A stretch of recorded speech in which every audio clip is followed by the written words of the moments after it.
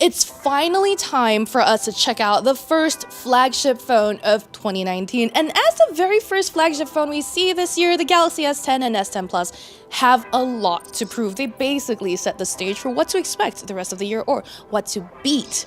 We're looking at a display that is different than usual, as well as a triple camera system that promises even better mobile photography than before. So let's take a closer look to see if the S10 is a good benchmark to set for the beginning of the year.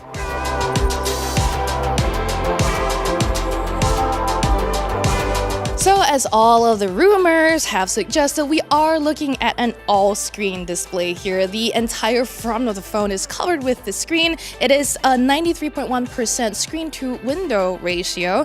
Samsung was able to achieve this bezel-less look by getting rid of the notch and in its place having a punch hole on the top right corner for the camera up front. On the S10 Plus, this is a slightly wider hole because it has two cameras, or rather a 10-megapixel camera and an RGB depth sensor for portrait mode effects. Also, according to Samsung, this is the world's first smartphone displays to be certified with HDR10+. What that means is you'll get greater dynamic range on your content, and because this phone can also record in HDR10+, the footage that you get on your phone will look nice on your screen as well. Now, the S10 has a 6.1-inch and the S10 Plus 6.4-inch screen, both of them coming in at Quad HD Plus resolutions. But one thing new with these phones in the screen is, you guessed it, an in-screen fingerprint reader. Basically, this uses what Qualcomm provides with the 855, an ultrasonic fingerprint scanner capability.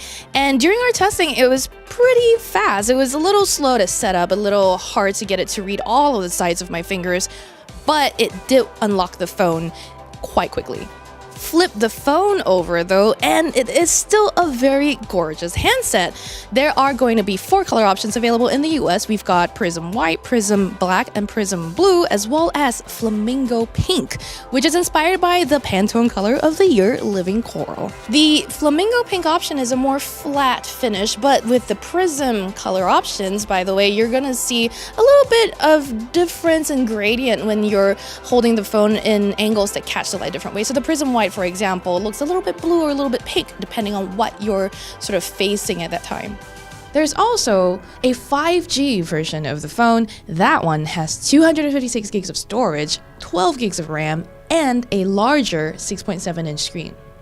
While we're looking at the phone on the back, by the way, you're going to notice that row of cameras. There are 3 lenses here on the S10 and S10 Plus. We've got a ultra-wide lens, according to Samsung, that has a 120-degree field of view, a wide one that has a 77-degree